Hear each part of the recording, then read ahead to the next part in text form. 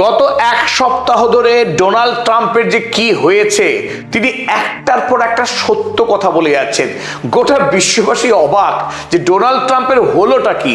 তিনি সত্য কথা বলবেন একটা দুটো, কিন্তু অনর্গল সত্য কথা বলে যাবেন।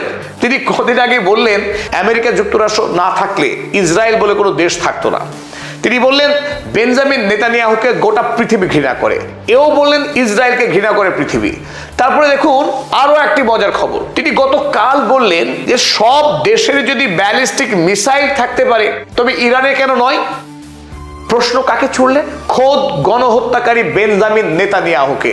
বেঞ্জামিন নেতানিয়াহু তিনি চেয়েছিলেন ইরানের সঙ্গে আমেরিকা যেন কোনোভাবেই চুক্তি না করে।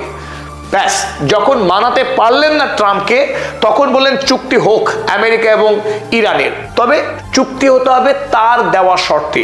তার কি শর্ত?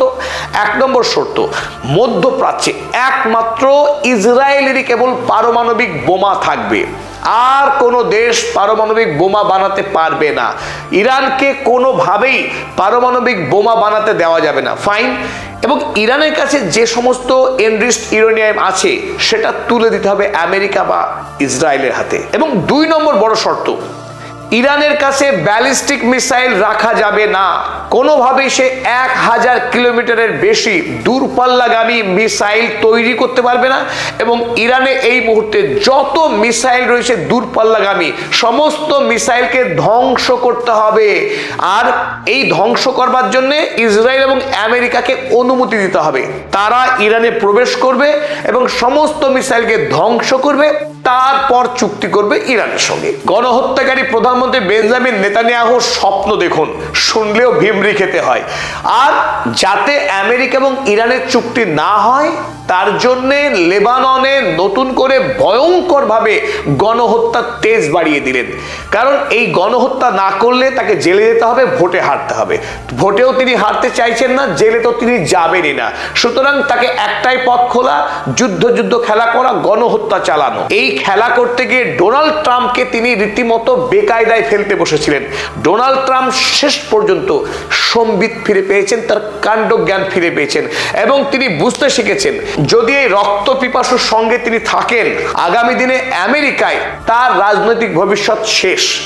তিনি যখন তৃতীয়বারের মতো আমেরিকার রাষ্ট্রপতি হতে চাইছেন, না আমি একটু ভুল বলছি না, তৃতীয়বার কেউ আমেরিকার রাষ্ট্রপতি হতে না পারলেও তিনি নিজের ছেলেকে বসিয়ে তৃতীয়বারের জন্য আমেরিকার রাষ্ট্রপতির দায়িত্বভার সামলাতে চাইছেন, নিজে অন্তত উপরাষ্ট্রপতি হয়ে। আর সেই স্বপ্ন যদি সত্য করতে হয় তাকে ইরানের সঙ্গে চুক্তি করতেই হবে।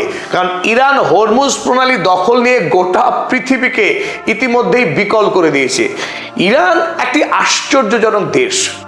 ইরানকে গোটা পৃথিবী স্যাংশন লাগিয়ে রেখেছিল 47 বছর ধরে। ইরান মাথা নত করেনি বিশ্বের কাছে, আমেরিকার কাছে তো নয়।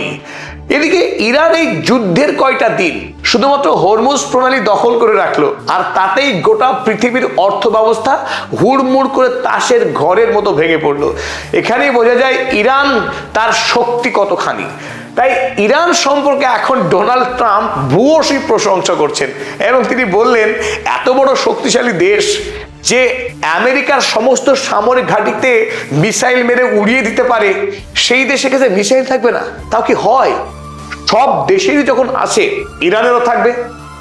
এই কথা হুমকি তো দিলেন নেতানিয়াহুকে, আর তারপরে সারা পৃথিবীতে একটা নতুন করে যোগ শুরু হয়ে গেছে।